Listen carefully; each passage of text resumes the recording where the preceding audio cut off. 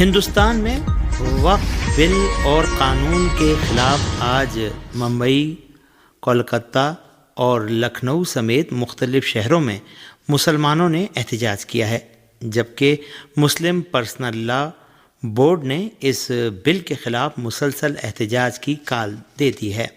ہندوستان میں متنازع وقف بل کی منظوری اور قانون کی شکل میں نافذ ہونے کے بعد آج ایک بار پھر ہندوستان کے مختلف شہروں میں مسلمانوں نے احتجاجی مظاہرے کیے ہیں۔ ہمارے نمائندوں کی رپورٹ کے مطابق آج ممبئی، کولکتہ اور لکھنؤ سمیت مختلف شہروں میں مسلمانوں نے وقف بل اور قانون کے خلاف شدید احتجاج کیا اور اسے واپس لینے کا مطالبہ کیا۔ ممبئی میں بڑی تعداد میں مسلمانوں نے نماز جمعہ کے بعد وقف قانون کے خلاف سڑکوں پر اتر کر احتجاج کیا۔ ممبئی پولیس نے کچھ مظاہرین کو حراست میں لے لیا، جن میں مجلس اتحاد المسلمین کے رہنما وارث پٹھان بھی شامل ہیں۔ ادھر کولکتہ میں بھی طلبہ نے سڑکوں پر اتر کر وقف قانون کے خلاف شدید احتجاج کیا اور اس قانون کو واپس لینے کا مطالبہ کیا۔ لکھنؤ میں آصفی مسجد اور امام بارگاہ کے صحن میں وقف بل کے خلاف بڑا اجتماع ہوا اور حکومت کے اس فیصلے کی شدید مخالفت کی گئی۔ لکھنؤ میں احتجاجی اجتماع مولانا کلب جواد کی قیادت میں کیا گیا۔ مولانا سید کلب جواد نے اس قانون کو واپس لیے جانے کا مطالبہ کیا۔ اس درمیان آل انڈیا مسلم پرسنل لا بورڈ نے اعلان کیا کہ 11 اپریل سے آئندہ 7 جولائی تک پورے ملک میں پرامن طریقے سے وقف بچاؤ مہم چلائی جائے گی۔ دہلی کے اسکولوں میں فیس بڑھتی جا رہی ہے۔ اس درمیان دہلی میں فیس میں اضافے کے خلاف طلبہ کے گھر والوں نے دہلی پبلک اسکول دواریکا کے باہر احتجاجی مظاہرہ کیا تو اسکول کی انتظامیہ نے اسکولی بچوں کو لائبریری میں ہی یرغمال بنا لیا۔ دہلی میں پرائیویٹ اسکولوں کے ذریعے فیس میں اضافہ کیے جانے کا معاملہ سرخیوں میں ہے۔ اس درمیان دہلی پبلک اسکول دوارکا کے باہر فیس میں اضافے سے ناراض سرپرستوں نے زوردار مظاہرہ کیا۔ بتایا جا رہا ہے کہ اس مظاہرے کے دوران اسکول نے سبھی طلبہ کو لائبریری میں یرغمال بنا لیا، جس پر مظاہرین نے شدید غم و غصے کا اظہار کیا۔ سرپرستوں کا الزام ہے کہ اسکول نے بچوں کو یرغمال بنا لیا ہے، انہیں ایک جگہ رکھا گیا ہے اور کلاس میں بھی نہیں لے جایا جا رہا۔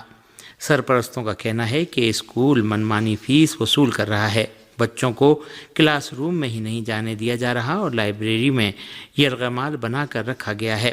ایک میڈیا رپورٹ میں بتایا گیا ہے کہ ساؤتھ ویسٹ ضلع مجسٹریٹ نے بھی اس بات کا اعتراف کیا کہ بچوں کو یرغمال بنایا گیا ہے۔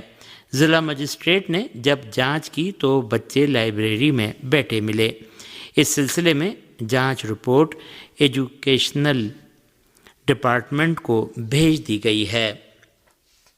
امریکہ اور چین کے درمیان تجارتی اور ٹیرف جنگ شدت اختیار کرتی جا رہی ہے۔ امریکہ نے چین کے خلاف 125 اور پھر 145% تک ٹیرف عائد کر دیا، جس کے بعد چین نے امریکہ کے خلاف 125% ٹیرف لگا دیا ہے۔ چین نے کہا ہے کہ سنیچر سے امریکہ کے خلاف 125% ٹیرف نافذ ہو جائے گا۔ پاکستانی فوج کا کہنا ہے کہ اس کی انٹیلیجنس سروس نے کراچی میں اسٹریٹجک ایئر بیس پر دہشت گردانہ حملے کی سازش کو ناکام بنا دیا ہے۔ پاکستانی میڈیا کے مطابق آرمی انٹیلیجنس نے کراچی میں اسٹریٹجک لحاظ سے انتہائی اہم PAF مسرور بیس پر ایک بڑے حملے کو روکنے میں کامیابی حاصل کر کے کالعدم تحریک طالبان پاکستان گروپ سے وابستہ ایک دہشت گرد نیٹ ورک کو تباہ کر دیا۔ میڈیا نے انٹیلیجنس ذرائع کا حوالہ دیتے ہوئے دعویٰ کیا ہے کہ حملے کی منصوبہ بندی افغانستان میں پاکستانی طالبان نے کی تھی اور پھر اس سازش کے اہم عناصر افغانستان سے پاکستان میں داخل ہوئے اور کراچی پہنچ گئے۔ میڈیا رپورٹوں میں دعویٰ کیا گیا ہے کہ پاکستانی ملٹری انٹیلیجنس ایجنسی نے حملے کے لیے آنے والوں کی نقل و حرکت پر نظر رکھتے ہوئے ان تمام کو آپریشن سے چند روز قبل گرفتار کر لیا۔ دوسری جانب افغانستان کی عبوری طالبان انتظامیہ پاکستان کے خلاف افغانستان کی سرزمین کے استعمال کیے جانے کے پاکستانی حکومت کے بیانات اور الزامات کو ہمیشہ مسترد کرتی رہی ہے، اور اس کا کہنا ہے کہ ہم کسی بھی ملک کے خلاف افغانستان کی سرزمین استعمال ہونے نہیں دیں گے۔ غاصب صہیونی فوج نے غزہ کے علاقے دیر البلح میں فلسطینیوں کے ایک اجتماع پر بمباری کر دی ہے۔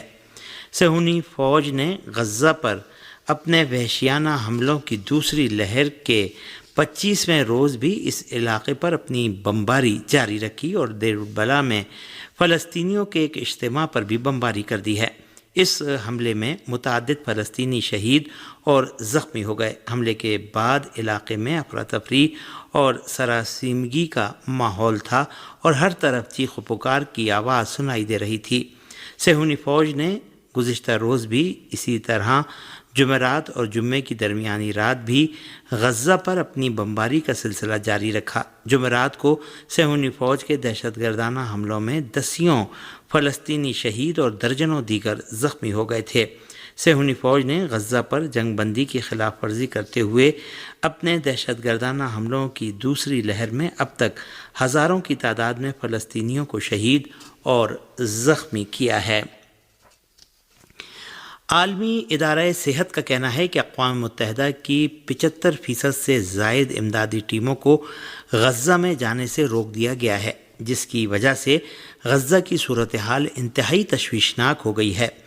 عالمی ادارہ صحت WHO کے سربراہ نے خبردار کیا ہے کہ صہیونی حکومت کے حملوں اور محاصرے کے باعث اقوام متحدہ کی بہت سی امدادی ٹیمیں اور گروہ غزہ میں داخل نہیں ہو سکے ہیں، اور یہ ایک ایسی صورتحال ہے جس نے ہزاروں فلسطینیوں کی جان اور معیشت کو سنگین خطرات سے دوچار کر دیا ہے۔ عالمی ادارہ صحت کے سربراہ ٹیڈروس ایڈھانوم گیبریسن نے ایک پریس کانفرنس میں کہا کہ 75% سے زیادہ اقوام متحدہ کی ٹیمیں صہیونی حکومت کے حملوں اور محاصرے کے باعث غزہ پٹی میں داخل نہیں ہو سکی ہیں۔ انہوں نے 2 مارچ 2023 سے صہیونی حکومت کی جانب سے غزہ کے مکمل محاصرے کی جانب اشارہ کرتے ہوئے کہا کہ غزہ تک خوراک اور دوائیں پہنچنے کے تمام راستے بند ہیں، اور اس اقدام نے انسانی صورتحال کو سخت خطرات سے دوچار کر دیا ہے۔ انہوں نے مزید کہا کہ اس محاصرے نے فلسطینی خاندانوں کو بھوک، ناقص خوراک، پینے کے صاف پانی، رہائش کی کمی اور میڈیکل سروسز کے فقدان سے دوچار اور بیماریوں اور موت کے خطرے کو بڑھا دیا ہے۔ انہوں نے غزہ کے میڈیکل اسٹرکچر پر صہیونی حکومت کے جاری حملوں پر تنقید کی اور کہا کہ اکتوبر 2023 سے شروع ہونے والی جنگ میں اب تک 400 سے زیادہ امدادی کارکن جاں بحق ہو چکے ہیں۔ گیبرسن نے مزید کہا کہ بطور مثال 23 مارچ کو اسرائیلی فوج نے ایک امدادی اور میڈیکل ٹیم کو نشانہ بنایا، جس کے نتیجے میں میڈیکل ٹیم اور امدادی عملے کے 15 کارکنوں کو اپنی جان سے ہاتھ دھونا پڑا۔ عمان کے دارالحکومت مسقط میں ایران اور امریکہ کے درمیان بالواسطہ مذاکرات کا پہلا دور شروع ہونے والا ہے۔ ایسے میں ایرانی وزارت خارجہ کے ترجمان نے social media network X پر لکھا ہے کہ ہفتے کی بات چیت امریکہ کے ارادوں اور سنجیدگی جانچنے کا امتحان ہے۔ ایران کی وزارت خارجہ کے ترجمان اسماعیل بقائی نے کہا کہ ہم نیک نیتی اور پوری توجہ کے ساتھ سفارتکاری کا ایک حقیقی موقع فراہم کر رہے ہیں۔ امریکہ کو اس فیصلے کو سراہنا چاہیے جو ان کی مخالفانہ بیان بازی کے باوجود کیا گیا۔ انہوں نے اپنی بات جاری رکھتے ہوئے کہا کہ ہم نہ قبل از وقت رائے دے رہے ہیں اور نہ ہی پیشم گوئی۔ ہم ہفتے کے روز ہونے والی بات چیت کے مطابق سامنے آنے والے فریق کے ارادوں اور سنجیدگی کا اندازہ لگانے کے بعد اپنے اگلے اقدامات طے کریں گے۔ ایرانی وزیر خارجہ سید عباس عراقچی نے گزشتہ ہفتے مسقط میں تہران اور واشنگٹن کے درمیان بالواسطہ مذاکرات دوبارہ شروع کرنے کا اعلان کرتے ہوئے ایکس نیٹ ورک پر لکھا کہ ایران اور امریکہ کے درمیان بالواسطہ مذاکرات ہفتہ 12 اپریل کو عمان میں شروع ہوں گے۔ ان کا کہنا تھا کہ مذاکرات صرف بالواسطہ ہوں گے اور مذاکرات کا ایجنڈا صرف ایٹمی معاملہ ہوگا اور ایران مخالف ظالمانہ امریکی پابندیوں کے خاتمے سے متعلق ہوگا۔ ایرانی وزیر خارجہ نے کہا کہ یہ مذاکرات امریکہ کے لیے ایک موقع بھی ہیں اور امتحان بھی ہیں۔